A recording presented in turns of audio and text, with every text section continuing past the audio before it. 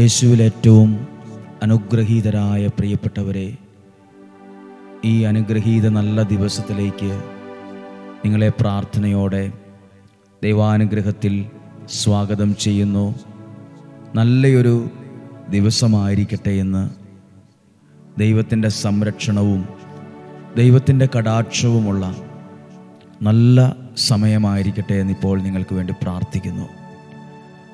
ഇന്ന് വചനം കേൾക്കുന്ന ഓരോരുത്തരെയും ഞങ്ങൾ ഓർക്കുന്നു. ഓരോ കുടുംബത്തിനു വേണ്ടിയും പ്രാർത്ഥിക്കുന്നു. നിങ്ങൾ എഴുതി വെച്ച് പ്രാർത്ഥിക്കുന്ന ചില ആവശ്യങ്ങൾ, ആഗ്രഹങ്ങളുണ്ട്. ആ കാര്യത്തിനു വേണ്ടിയും ഈ പ്രഭാതത്തിൽ ഈ വചനത്തിലൂടെ നിങ്ങൾക്ക് വേണ്ടി പ്രാർത്ഥിക്കുന്നു. ദൈവത്തിൻ്റെ വലിയ സഹായം നിങ്ങളുടെ ജീവിതത്തിലുണ്ടാകട്ടെ. കർത്താവ്, ഈ നോമ്പുകാലത്ത് അങ്ങയുടെ വചനം ശ്രവിക്കുന്ന ഓരോ പ്രിയപ്പെട്ടവരെയും അങ്ങ് സഹായിക്കണമേ. അങ്ങരുടെ ജീവിതത്തിൽ അനുഗ്രഹങ്ങളെ വർഷിക്കണമേ എന്ന് പ്രാർത്ഥിക്കുന്നു. ദൈവത്തിൻ്റെ സംരക്ഷണയിൽ ഓരോരുത്തരെ ഏൽപ്പിക്കുന്നു. പ്രതീക്ഷയോടെ, പ്രാർത്ഥനയോടെ, സന്തോഷത്തോടെ ഈ നല്ല ദിവസം ദൈവവചനം നമുക്ക് ശ്രദ്ധിക്കാം. പുറപ്പാട് പുസ്തകം 4-ാം അധ്യായം 1-ാമത്തെ വാക്യം ആദ്യം ഒന്ന് വായിക്കുകയാണ്. പുറപ്പാട് 4:1. മോശ പറഞ്ഞു. ഇത് പറയാൻ കാരണം, മോശയെ ദൈവം വിളിച്ച സമയത്ത് മോശ പറയുന്ന വാക്കുകളാണ്. മോശ പറഞ്ഞു, അവർ എന്നെ വിശ്വസിക്കുകയില്ല, എൻ്റെ വാക്കു കേൾക്കുകയുമില്ല, കർത്താവ് നിനക്ക് പ്രത്യക്ഷപ്പെട്ടില്ല എന്ന് അവർ പറയും. ഇത് സന്തോഷത്തോടെ പറയുന്നൊരു വാക്കാണോ, അതോ ഉള്ളിൽ ദുഃഖമുള്ള ഒരു സ്വഭാവത്തിൽ പറഞ്ഞ വാക്കാണോ? ഈ വാക്ക് വചനം വായിക്കുമ്പോൾ അറിയാം, മോശ സങ്കടത്തിൽ വേദനയോടെ പറഞ്ഞൊരു വാക്കാണ്. സങ്കടമുള്ളൊരു മനസ്സ് ആ വാക്കിനകത്തുണ്ട്. അവരെന്നെ വിശ്വസിക്കത്തില്ല, അവരെൻ്റെ വാക്ക് കേൾക്കില്ല, കർത്താവ് എനിക്ക് പ്രത്യക്ഷപ്പെട്ടിട്ടില്ല എന്നവർ പറയും. ഇനി മോശ പറയുന്ന വാക്കാണ് 4-ാം അധ്യായം 10-ാമത്തെ വാക്യം. മോശ കർത്താവിനോട് പറഞ്ഞു, കർത്താവേ, ഞാൻ ഒരിക്കലും വാക്ചാതുര്യമുള്ളവനല്ല.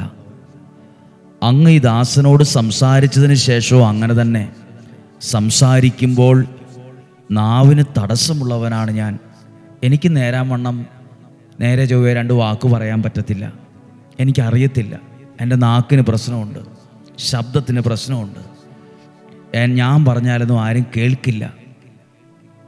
ഇത് വായിക്കുമ്പോൾ നമുക്കറിയാം, ഇത് വേദനയോടെ മോശ പറയുന്ന വാക്കുകളാണ്.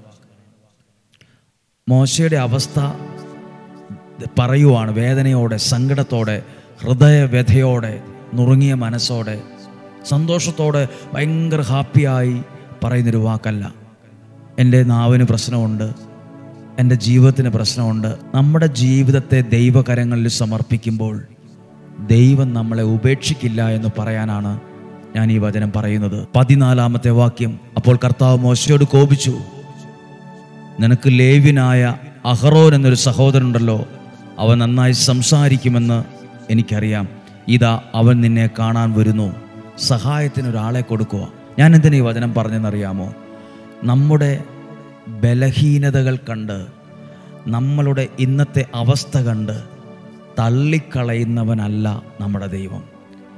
നമ്മുടെ ഇന്നത്തെ അവസ്ഥ കണ്ട്, ഇന്നത്തെ കഴിവുകേട് കണ്ട്, ഇന്നത്തെ കുറവ് കണ്ട്, ഇന്നത്തെ പാപാവസ്ഥ കണ്ട്, ഇന്നത്തെ ബലഹീനത കണ്ട് നമ്മളെ തള്ളിക്കളയുന്നൊരു ദൈവത്തെ അല്ല നമ്മൾ സ്നേഹിക്കുന്നത്. തള്ളിക്കളയാത്തൊരു ദൈവത്തെയാണ്. ഈ വചനം വായിച്ചു മോശ പറഞ്ഞു, എൻ്റെ നാക്കിന് പ്രശ്നമുണ്ട്, ശബ്ദത്തിന് പ്രശ്നമുണ്ട്, എനിക്ക് നേരാമണ്ണമൊന്നും പറയാനോ ഒന്നും അറിയത്തില്ല, ഞാൻ പറഞ്ഞ ആരും വിശ്വസിക്കുകയില്ല, എന്നെ ആരും ഉൾക്കൊള്ളത്തില്ല. നമ്മൾ പലരും പറയുന്നവരല്ലേ, എനിക്ക് കളറില്ല, എനിക്ക് പൊക്കമില്ല, എനിക്ക് ഭംഗിയില്ല, എനിക്ക് കഴിവില്ല, ഞങ്ങൾക്ക് വീടിന് പാരമ്പര്യമില്ല, ഞങ്ങൾക്ക് യോഗ്യതയില്ല, നല്ല വസ്ത്രമില്ല, നല്ല വീടില്ല, നല്ല വാഹനമില്ല, നല്ല ജോലിയില്ല, നല്ല വിദ്യാഭ്യാസം കിട്ടിയിട്ടില്ല. നമ്മുടെ ഏതവസ്ഥയിലും ചിലപ്പോൾ ഇതെല്ലാം കണ്ട് മനുഷ്യർ തള്ളിക്കളഞ്ഞേക്കാം.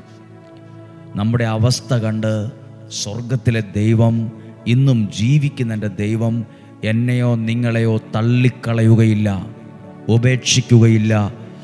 കേട്ടോ, കാരണം ദൈവം നമ്മുടെ അവസ്ഥ കണ്ട് നമ്മളെ സ്നേഹിക്കുക കൂടുതൽ സ്നേഹിക്കുകയാണ് ചെയ്യുന്നത്. നമ്മളെ ഒരു അത്ഭുതമാക്കാൻ ദൈവത്തിന് പറ്റും. നിന്നെ ഒരു അനുഗ്രഹമാക്കാൻ ദൈവത്തിന് പറ്റും.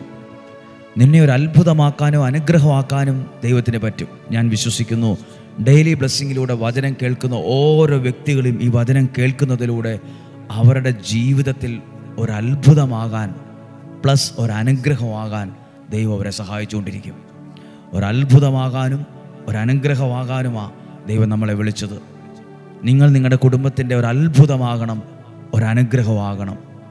നിങ്ങളൊന്നും എവിടെ എത്തിയല്ല, നിങ്ങൾക്കൊന്നും നല്ല ജോലി കിട്ടിയല്ല, നിങ്ങളുടെ കല്യാണമൊന്നും നടക്കത്തില്ല, നിങ്ങൾക്ക് പിള്ളേരൊന്നും ഉണ്ടാകത്തില്ല, ഇങ്ങനെയൊക്കെ പറഞ്ഞ സ്ഥലത്ത്, ആ വാക്കുകൾ തള്ളപ്പെട്ട സ്ഥലത്ത്, അവഗണിക്കപ്പെട്ട സ്ഥലത്ത് അത്ഭുതമാകാനും പ്ലസ് അനുഗ്രഹമാകാനുമാണ് ദൈവം വിളിച്ചതും ഈ വചനം കേൾപ്പിക്കുന്നതും. മോശ എന്താ പറഞ്ഞത്? എനിക്കതിനുള്ള യോഗ്യതയില്ല, എന്നാൽ നീ പൊക്കോളൂ, ഞാൻ വേറൊരാളെ നോക്കിക്കോളാം, നിനക്ക് കുറച്ചുകൂടെ സംസാരിക്കാൻ അറിയാമെന്നൊക്കെയാണ് ഞാൻ വിചാരിച്ചത്. അങ്ങനെയല്ല, നിന്നെ ദൈവം സ്നേഹിക്കുന്നത് നീ ആയിരിക്കുന്ന അവസ്ഥയിൽ അറിഞ്ഞു സ്നേഹിക്കുന്ന ഒരു ദൈവമാണ്.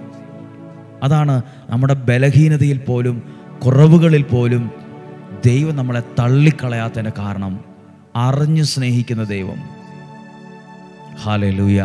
അങ്ങനെയെങ്കിൽ ഇപ്പോൾ നമ്മൾ പ്രാർത്ഥിക്കാൻ പോവുകയാണ്.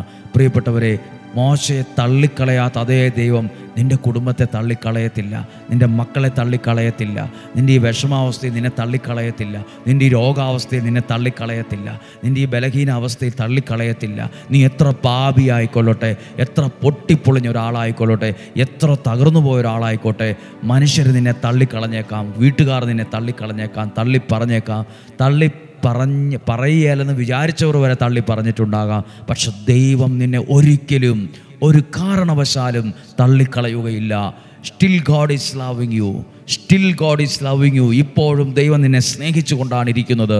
ദൈവത്തിൻ്റെ കരം നിൻ്റെ അടുത്തുണ്ട്, ദൈവത്തിൻ്റെ കരം നിന്നെ ചേർത്ത് പിടിക്കുന്നു, ദൈവത്തിൻ്റെ സ്നേഹം നിന്നെ വലയം ചെയ്യുന്നു, നിൻ്റെ കുടുംബത്തെ ദൈവം സഹായിക്കുന്നു. നീ തകരുകയില്ല, നീ തകർന്നു പോകത്തില്ല, നീ നശിച്ചു പോകില്ല. കാരണം നിന്നെ അറിഞ്ഞ് സ്നേഹിക്കുന്ന ഒരു ദൈവം നിൻ്റെ കൂടെയുണ്ട്. നമുക്ക് ഈശോയുടെ നല്ല ആശീർവാദം പ്രാർത്ഥനയിൽ ഈ വചനത്തിലൂടെ സ്വീകരിക്കാം.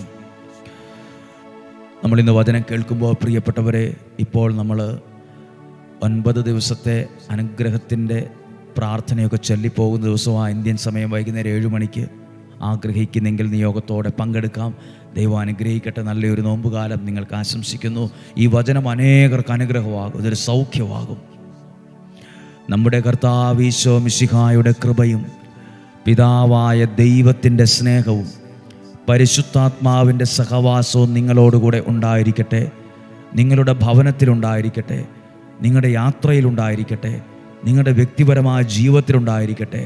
രോഗങ്ങൾ, അപകടങ്ങൾ, ദുർമരണങ്ങൾ, മൂപ്പെത്താത്ത മരണങ്ങൾ, അപകടങ്ങൾ, സകലതിൽ നിന്നും, സകല അപകടങ്ങളിൽ നിന്നും, തിന്മയിൽ നിന്നും, ശത്രുപീഡകളിൽ നിന്നും, സകല അസ്വസ്ഥതകളിൽ നിന്നും, അസൂയയിൽ നിന്നും, വഞ്ചനയിൽ നിന്നും, ചതികളിൽ നിന്നും സ്വർഗത്തിലെ ദൈവം എന്നെയും നിങ്ങളെയും സൂക്ഷിക്കട്ടെ. ധൈര്യവും ശക്തിയും തരട്ടെ. മനസ്സിന് ധൈര്യവും മനസ്സിന് പ്രത്യാശയും ദൈവം തരട്ടെ. നിരാശ മാറിപ്പോകട്ടെ. അനുഗ്രഹമുള്ള തീരുമാനങ്ങൾ ഉണ്ടാകട്ടെ.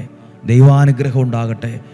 ദീർഘായുസ്സും ആരോഗ്യം ഉണ്ടാകട്ടെ. സമ്പത്തും ഐശ്വര്യവും ദൈവം തരട്ടെ. നല്ല ജോലി, നല്ല ജീവിതം, നല്ല ഭാവി ദൈവം അനുഗ്രഹിച്ചു തരട്ടെ. ദൈവം ഒരിക്കലും നിന്നെ തള്ളിക്കളയത്തില്ല. ദൈവം ഒരിക്കലും നിന്നെ തള്ളിക്കളയത്തില്ല.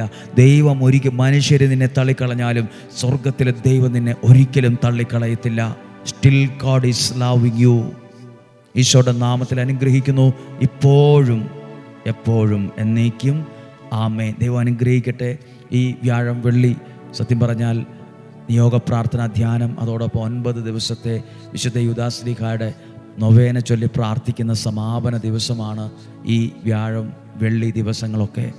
ബുക്ക് ചെയ്തിട്ട് നിങ്ങൾക്ക് വരാവുന്നതാണ്. വെള്ളിയാഴ്ച ആർക്കും വന്ന് പ്രാർത്ഥിക്കാം. തീർച്ചയായിട്ടും സ്വാഗതമുണ്ട്.